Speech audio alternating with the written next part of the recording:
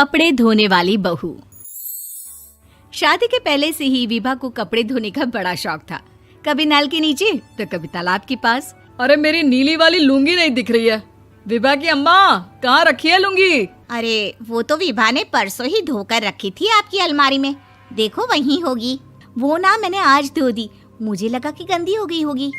अरे कैसे गंदी हो गई थी? उसे तो मैंने पहना भी नहीं। हे भगवान, इस लड़की के कपड़े धोने की आदत से परेशान हो गया हूँ मैं। जितना तो घर में राशन नहीं आता, उससे कहीं ज्यादा डिटर्जेंट पाउडर का खर्चा है। इसकी शादी करवा दो, शादी जाए अपने घर में ही करे काम, फिर चाहे घर के कपड़े धोने हो या पूरे गांव के। हाँ ठीक बोल रही हो, देखता हूँ मैं कोई लड़का। वो दिन भी आ जाता है जब विभा को देखने लड़के वाले आ जाते हैं। लड़की मुझे अच्छी लगी।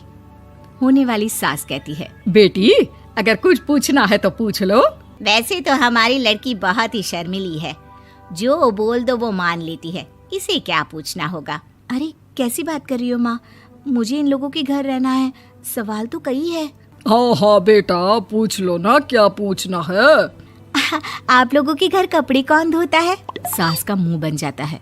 देखो, अगर तुम ये कहना चाहती हो कि तुम्हें कपड़े धोने नहीं आते तो सुन लो, कपड़े मैं ही धोती हूँ, लेकिन तुम्हारे आ जाने के बाद मैं रुमाल तक नहीं धोऊंगी। अरे चुप रहना भाग्यवान, बहू बेचारी घर आई नहीं, उसे डराना शुरू कर दिया।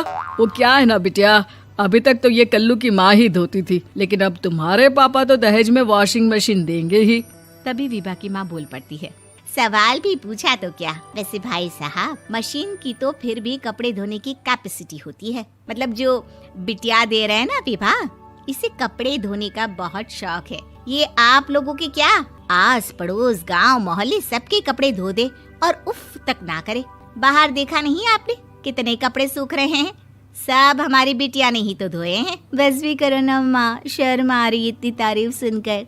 और तो और एक दाग निकाल कर दिखाओ तो मान जाओ। हाँ अच्छा अच्छा, माफ करना बेटा, मैंने गलत समझा, हमें तो रिश्ता बहुत पसंद है। और ऐसे जुड़ जाता है रिश्ता कपड़े धोने का शौक रखने वाली विभा का। उसकी शादी हो जाती है कोयला फैक्ट्री में काम करने वाले कल्लू के साथ। शादी के बाद अचानक विभा चिल्लाती हुई सास के पास आती है। सासू माँ, अरे सासू माँ कहाँ है आप?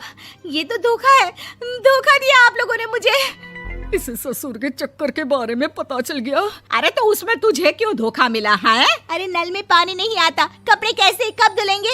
अच्छा अच्छा, तू पानी नहीं आ रहा उसकी बात कर रही है। तो आपने क्या सोचा? कुछ नहीं। अच्छा, तेरी माँ ने कहा था कि कपड़े धोने का शौक है तुझे, याद आया मुझे। शौक शौक बोलकर कपड़े धोने वाले मेरे जुनून को कम ना आके सासू माँ, कपड़ा धोना मेरा गुरूर है। तभी पति भी वहाँ आ जाता है। अभी अभी मैंने इसे सनी देओल की फिल्म दिखाई है, उसी के डायलॉग मार रही है माँ। अच्छा सुन, साफ साफ बता रही हूँ, पानी सुबह 4 से 6 और शाम को 10 से 12 आता है, समझी? विभा टाइमिंग सुनकर हैरान हो जाती है। ये क्या भूतों का मोहल्ला है? सुबह 4 बजे उठकर कौन कपड़े धोता है? 4 बजे टंकी में पानी जाता है, फिर सारा दिन धोना ना, किसने मना किया? अरे कैसी बात कर रही हैं? 200 लीटर की टंकी में कितने कपड़े धो लूंगी मैं, सुबह ही उठ जाऊंगी मैं। अब क्या था, विभा सुबह 4 से लेकर रात के 12 बजे तक कपड़े ही धोती रहती। एक रोज सास पड़ोस से निकलकर कहीं जा रही होती है कि साथ वाली कहती है, हाँ कल्लू की माँ, जरा ये बताओ कि 2 साड़ी है, 2 ब्लाउज और एक पेटीकोट और एक नाड़े वाला लंबा कच्छा। हाँ तो? अरे तो क्या, कितना लोगी धुलाई ये बताओ। धोबन दिख रहे हैं हम क्या? हमारे पति सरकारी नौकरी से अभी अभी रिटायर हुए हैं और बेटा सुपरवाइजर है कोयला फैक्ट्री में। धोबन समझ रखा है हमें? हाय रे कल्लू की अम्मा, माफ कर दो, वो तो मोहल्ले में यही सब बता रहे थे कि तुमने बहू को कपड़ा धुलवाने के काम में लगा दिया है। सास को पड़ोसन की बात सुनकर गुस्सा आ जाता है। वो घर पहुंचती है जहां घर के बाहर ही इतने सारे कपड़े सूख रहे होते हैं जितने कि किसी धोबन के घर पर। अरे ओ कल्लू की दुल्हन, बाहर निकल। माँ जी यहीं आ जाओ, बाथरूम में चादर धो रहे हैं हम। अरे अभी हम धोते हैं, तुमको बाहर निकलो। ये आस पड़ोस वाले बोल रहे हैं कि हम बहू से कपड़े धुलवा धुलवा कर उसे कपड़ा धोने वाली बना दिए हैं। अरे छोड़ो ना माँ जी, किन लोगों की बातों में आती हो? आस पास के लोगों का तो काम ही होता है कि वो किसी तरह सास बहू को लड़ा दे। बहू सारे घर के कपड़े धोती है, ये क्या कम है? बोलिए। सास को भी लग जाता है कि वो बहू का ये सनकीपन नहीं छुड़वा सकती, इससे अच्छा है कि खुद ही चुप हो जाए।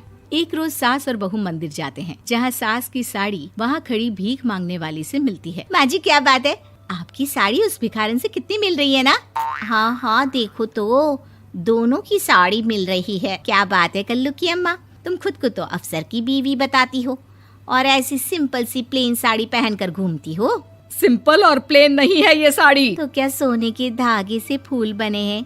कुछ भी सासू माँ, कुछ भी। हाँ बने थे इस साड़ी में सोने के धागे से फूल। मेरे पति लेकर आए थे मद्रास से स्पेशली मेरे लिए 10,000 की। ताहे भाई साहब इस भिखारन के लिए भी सेम टू सेम साड़ी लेकर आए होंगे 10,000 की। सास उस वक्त तो कुछ नहीं कहती, लेकिन बहू के साथ घर आती है और अलमारी से एल्बम निकाल कर लाती है। ये साड़ी देख रही है, ये वही साड़ी है जिसे मैंने अभी पहना था। इस साड़ी में ये जो चमकदार फूल दिख रहे हैं ना, ये सोने के धागों से काढ़े गए हैं। लेकिन तू लोकल वॉशिंग मशीन ब्रश से घिस घिस कर सारे फूलों को निकाल कर साड़ी प्लेन कर दी। मुझे माफ कर दीजिए सासू माँ। और तो और, जब मैंने तुझे तेरी गलती के लिए कुछ नहीं कहा, लेकिन तूने तो सबके सामने मेरा मजाक ही बना दिया। क्यों? बहू को समझ में आ जाता है कि अब से उसका कपड़े धोना बंद।